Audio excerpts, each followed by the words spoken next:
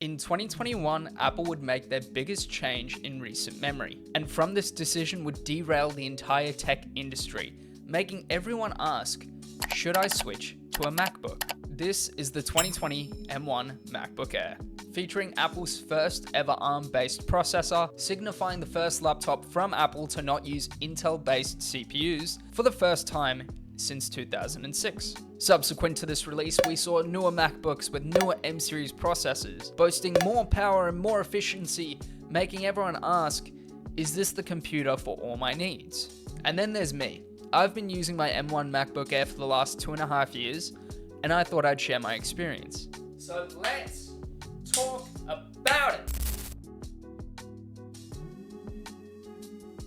Now, coming from Windows, the M1 MacBook Air was my first ever daily driver MacBook. And before this purchase of my M1 MacBook Air, I would do all my video editing and photo editing and pretty much all my work on a desktop at home. But when it came time to buying a new laptop, it was pretty hard to ignore all the features that the M1 MacBook Air was offering. Now, already having an iPhone made this very easy, logging into the same Apple IDs, transferring all my notes, emails, everything, it moved over pretty quick. Now let's talk about the hardware. And on first glance, this is a premium feeling device. The low profile keyboard on this I thought was going to be a problem for me, but it's very tactile, the travel on it's great, and I don't find myself misclicking. I mean, initially I did coming from a Windows computer because your control is now command and your backspace is now delete. You know, small things like that just kind of throw you off. But aside from my muscle memory, the keyboard typing experience has been great. But the trackpad is just on another level. When I used to have Windows laptops back in the day, after a couple of months, the buttons would go mushy or stop working the way that they're supposed to. But when I say that the MacBook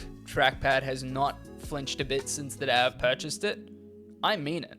This has been my daily driver, and the trackpad feels as good as the day I bought it. Now that being said, I do treat my devices with care. I don't really manhandle them. They always either sit on my desk or they go into a laptop bag.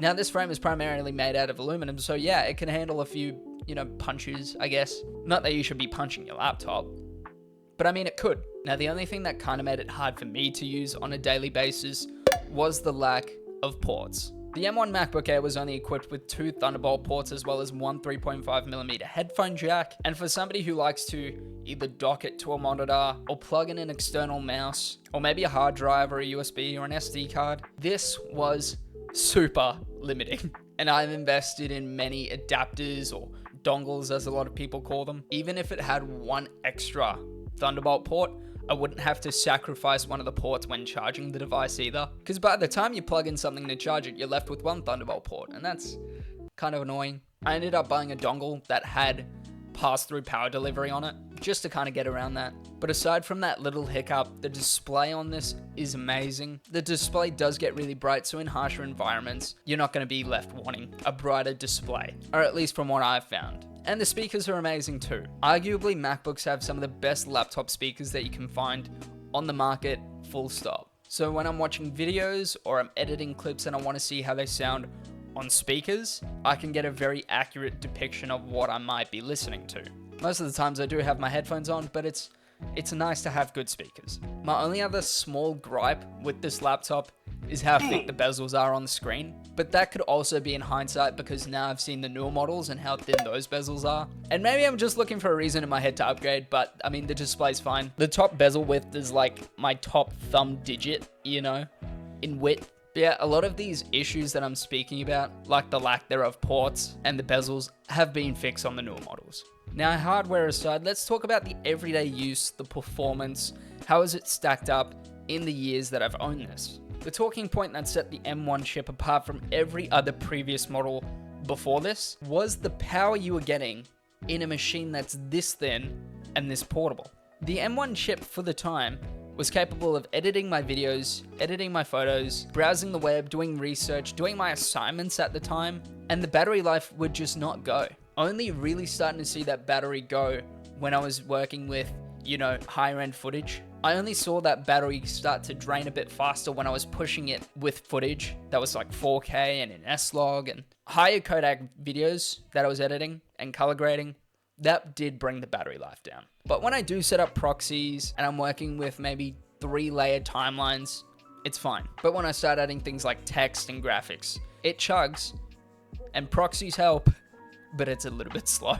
And I think that might be due to the limitation of the 8 gig of RAM that you've got on this thing. But for things like going to a cafe and taking notes and scripting my videos, anything for like my productivity side of things and planning, it's an absolute weapon. And the cool thing about this is that it's still being supported for the latest updates today, which is also capable of doing Apple Intelligence, screen mirroring with your iPhone. It is completely up to date on the software. Most Windows laptops would not be running as well as this after 5 years, especially at the price point at which this released at.